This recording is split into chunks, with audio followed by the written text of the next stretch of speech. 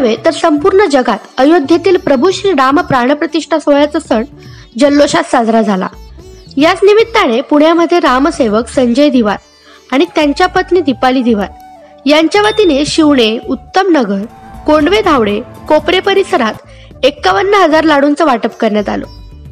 पंतप्रधान नरेंद्र मोदी यांच्यामुळेच प्रभू श्री रामांचा प्राणप्रतिष्ठा सोहळा याची देही याची डोळा पाहता आला, असंही त्यांनी यावेळी सांगितलं।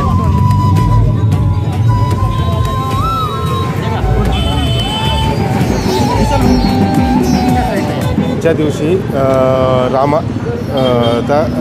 प्रभू रामचंद्र आज यांचा प्राणप्रतिष्ठा सोहळा आज आहे, तर त्याच्या संदर्भात आपण लाडू वाटपाचा कार्यक्रम आहे आणि ह्याच्यामध्ये सगळ्यात मोलाचा वाटा म्हणलं तर कार सेवक आहे की त्यांच्यामुळं हे आजचा दिवस आपल्याला बघायला भेटलेला आहे। त्याच्यामुळं माझ्याकडून पूर्ण हवेली तालुका खडकवासला मतदारसंघाला माझ्याकडून 21,000 लाडूचे वाटप करण्यात आलेले आहे। आज खऱ्या अर्थानं अयोध्येमध्ये मोदीजींमुळं प्रभू रामचंद्र प्राणप्रतिष्ठान सोहळा आज आहे, त्यामुळं आम्ही पण इथं लाडू वाटपाचा कार्यक्रम करतोय आणि मोदीजींमुळं हा खरा आपण पण आज भागीदारी आहोत की आज एवढा मोठा सोहळा होतोय आणि साक्षीदार आहोत आपण त्याचे ह्या पिढीचे की प्राणप्रतिष्ठान सोहळा आपण पाहतोय। त्यासाठी आम्ही आज या खडकवासला मतदारसंघामध्ये लाडू वाटपाचा कार्यक्रम करतोय। 550 वर्षापूर्वी आनंद होतोय।